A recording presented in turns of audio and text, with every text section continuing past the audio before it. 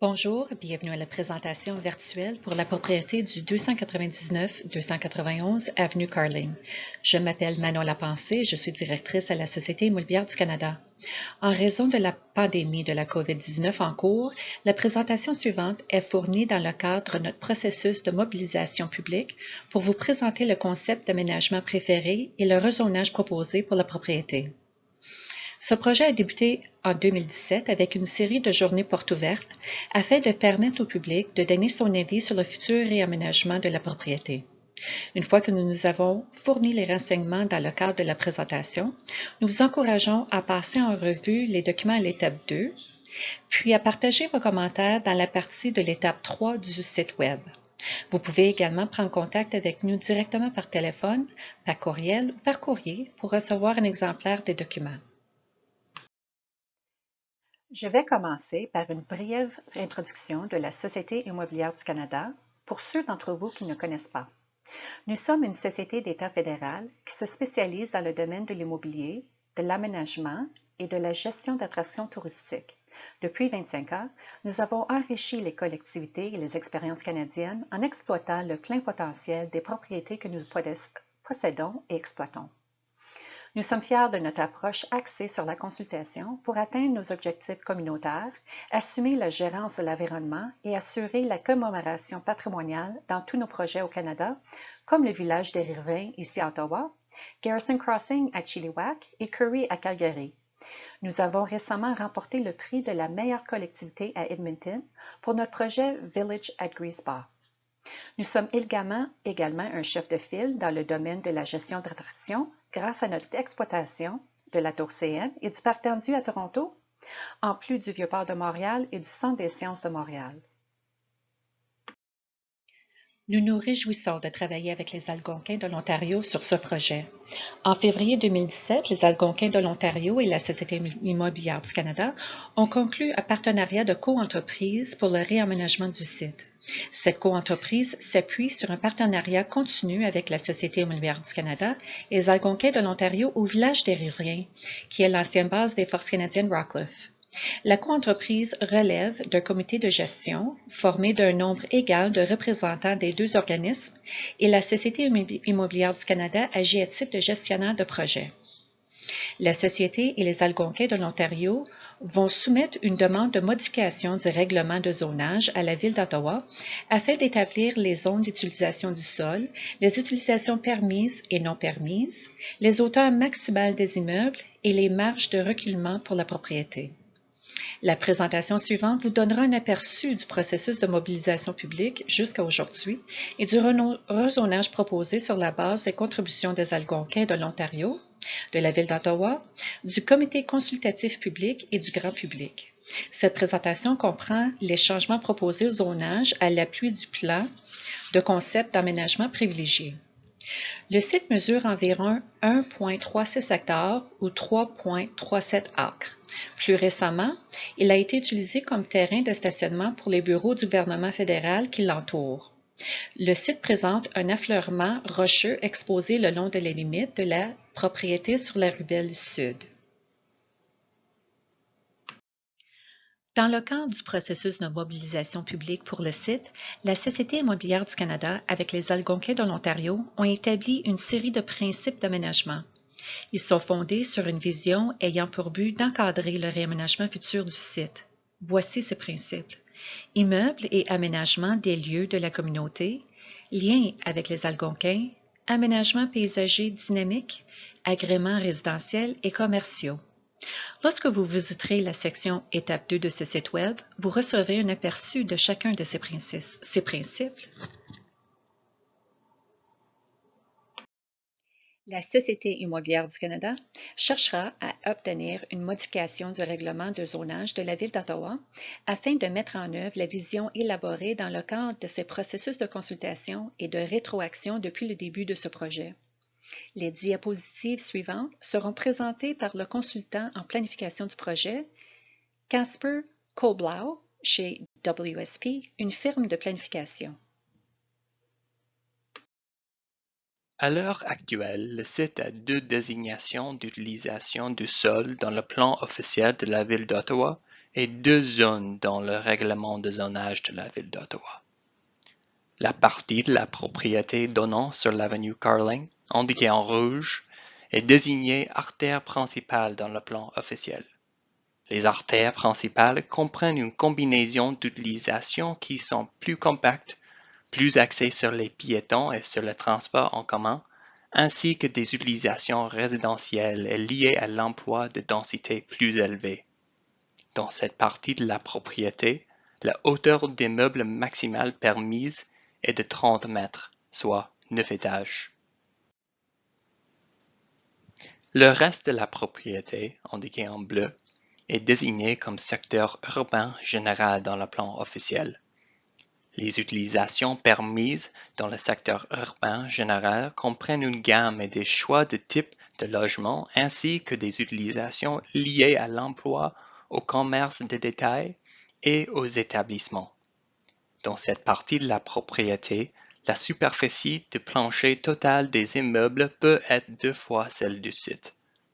Ce zonage permet actuellement une hauteur d'immeuble maximale de 11 mètres et de 20 mètres, ou sans limite, selon la proximité aux zones résidentielles adjacentes. Une vaste gamme d'utilisations sont permises dans les 2 zones, y compris des utilisations résidentielles, de bureaux et commerciales. La SIC présentera une demande de modification du règlement de zonage à la Ville d'Ottawa afin de réaliser la vision du site.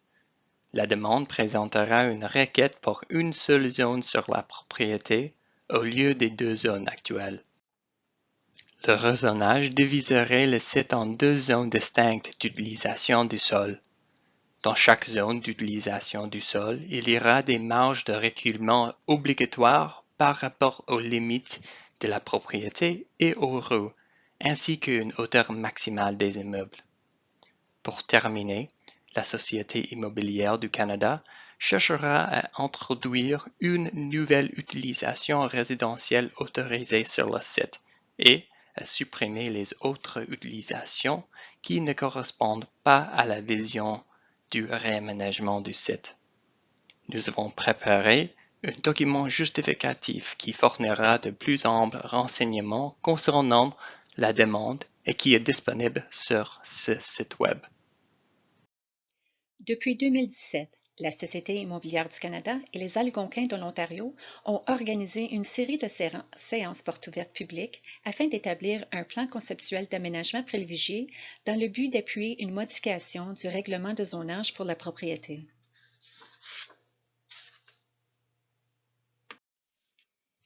Depuis 2017, les commentaires reçus dans le cadre du processus de mobilisation publique ont été pris en compte et intégrés dans les différentes composantes du plan conceptuel d'aménagement privilégié proposé et de la proposition de modification du règlement de zonage. En collaboration avec les Algonquins de l'Ontario, la Société a identifié des thèmes clés, notamment immeubles et aménagement des lieux de la communauté, hauteur des bâtiments, circulation, construction, stationnement souterrain. Aménagement paysager dynamique, conservation de l'affleurement rocheux, l'aire commune, espaces verts pour les activités communautaires.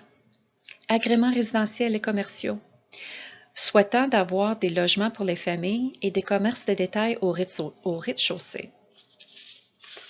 Lorsque vous visiterez la section Étape 2 de ce site Web, vous recevrez un aperçu des commentaires reçus de la manière dont ils ont été pris en considération dans le plan conceptuel et le rezonage proposé pour le site. Les diapositives suivantes décrivent le rezonage proposé pour la propriété. La proposition de modification de zonage apporterait quelques changements aux utilisations qui sont actuellement autorisées dans la zone d'artère principale. Une liste complète des utilisations permises est disponible pour examen sur le site web du projet dans le fichier PDF intitulé Modifications proposées au règlement de zonage. Il n'est pas proposé d'ajouter de nouvelles utilisations non résidentielles. Toutefois, des révisions seront proposées pour 2 utilisations. L'utilisation d'une agence de location d'automobiles permis serait limitée à un dépôt pour la réservation de véhicules de location, aucun véhicule n'étant entreposé sur le site. De plus, un salon funéraire permis ne devra pas comprendre un crématorium ou un cimetière. Cela ne signifie pas que ces utilisations se trouveront sur le site, mais simplement qu'elles seront permises. Il est proposé de supprimer de la liste des utilisations permises plusieurs utilisations non résidentielles qui sont actuellement permises dans la zone d'artère principale. Ces utilisations ne correspondent pas à la vision pour l'aménagement du site, à savoir un concessionnaire automobile, une station-service, un lave-auto, un service au volant, un poste d'essence, un établissement de prêt sur salaire et un établissement sportif. Il est proposé d'ajouter un immeuble d'appartements de grande hauteur aux nouvelles utilisations résidentielles permises. Aucun changement n'est proposé aux autres utilisations résidentielles actuellement permises. Cela signifie qu'un large éventail d'utilisations résidentielles serait permis sur le site, comme les immeubles d'appartements de faible, moyenne et grande hauteur, les maisons de retraite, les habitations superposées et les habitations en rangée. Le plan suivant sera inclus dans la demande de rezonage. Il donne un aperçu des zones d'utilisation du sol proposées, des marges de reculement et des hauteurs maximales des immeubles. Les secteurs A et E sont indiqués en vert et il est proposé de les zoner en tant que futures zones de parcs et d'espaces ouverts. Le secteur A sera un espace ouvert public appartenant à des intérêts privés, qui sera construit en tant qu'élément d'un îlot d'aménagement sur le site. Le secteur E sera un parc ou un microparc municipal construit par la Société immobilière du Canada par l'entremise du processus de parc public de la ville d'Ottawa. Les secteurs B, C et D, indiqués en jaune, violet et bleu, sont les zones d'utilisation du sol proposées pour les immeubles et incluront un large éventail d'utilisations. Ces secteurs sont harmonisés avec la zone d'artère principale proposée qui permet des utilisations, entre autres, résidentielles, commerciales, de commerce de détail, de bureaux et d'institutions, dans des immeubles à usage mixte ou dans des immeubles distincts. Une partie du secteur B, le long de l'avenue Carling, indiquée en jaune, inclurait une zone de podium d'une hauteur maximale de 20 mètres ou 5 étages. Dans la partie ouest du secteur B, indiquée en jaune le long de l'avenue Carling et de la rue Le Breton Sud, le zonage autoriserait une tour au-dessus de la zone du podium en retraite de la rue. La hauteur totale maximale du podium et de la tour serait de 65 mètres ou 20 étages. Dans la partie est du secteur B, indiquée en jaune le long de l'avenue Carling et de la rue Belle-Sud, le zonage autoriserait également une tour au-dessus de la zone du podium en retraite de la rue. À cet endroit, la hauteur totale maximale du podium et de la tour serait de 50 mètres ou 15 étages. Le rezonage proposé exigera que pour l'ensemble du secteur B, au moins 50% du reste de chaussée des immeubles non résidentiels et à usage mixte soient occupés par des commerces, tels que des magasins de détail. Au centre du site, le secteur C, indiqué en violet, donnant sur la rue Le Breton Sud, comprendrait une zone de podium pouvant atteindre 16 mètres, ou 4 étages. Le zonage permettrait également de placer une tour au-dessus du podium, en retrait de la rue. La hauteur totale maximale du podium et de la tour serait de 49 mètres, ou 15 étages. Le secteur D, indiqué en bleu, situé à l'extrémité nord du site, contigu au futur parc municipal et donnant sur la rue Le Breton Sud, permettrait une hauteur maximale de bâtiment de 24 mètres, ou 8 étages. Une description complète du rezonage proposé, y compris les marges de reculement et les hauteurs maximales des immeubles, ainsi que d'autres dispositions, est disponible pour examen sur le site web du projet dans le document PDF intitulé Modifications proposées au règlement de zonage. La prochaine diapositive fournira une illustration d'un masse du plan conceptuel d'aménagement privilégié pour le site. L'illustration de masse suivante est le concept d'aménagement proposé privilégié pour la propriété. Elle démontre une construction potentielle basée sur les zones d'utilisation du sol proposées, les hauteurs maximales des immeubles et les marges de reculement basées sur le rezonage proposé pour la propriété. Bien qu'elle ne représente pas la conception finale des immeubles, l'illustration identifie en vert les deux zones d'utilisation du sol qui doivent zoner en tant que parcs et espaces ouverts, avec la zone proposée pour le parc municipal le long de l'extrémité nord du plan, sur la rue Le Breton, et l'espace public appartenant à des intérêts privés le long de la partie est du plan. Le long de l'avenue Carling, l'illustration identifie des zones d'utilisation pour des immeubles à usage mixte potentiel qui comprennent un podium d'un maximum de 5 étages et une tour en retrait au-dessus, avec une hauteur totale maximale de 20 étages à l'angle de l'avenue Carling et de la rue Le Breton Sud, et une hauteur totale maximale de 15 étages le long de l'avenue Carling à la hauteur de la rue Belle Sud. Au nord de ces bâtiments, au centre du site, on peut voir la zone d'utilisation du sol qui pourrait comprendre un podium de 4 étages et une tour en retrait au-dessus, avec une hauteur totale de bâtiment maximale de 15 étages. Plus au nord, cette zone d'utilisation du sol comprend la possibilité d'inclure un immeuble de 8 étages, joutant le futur parc municipal.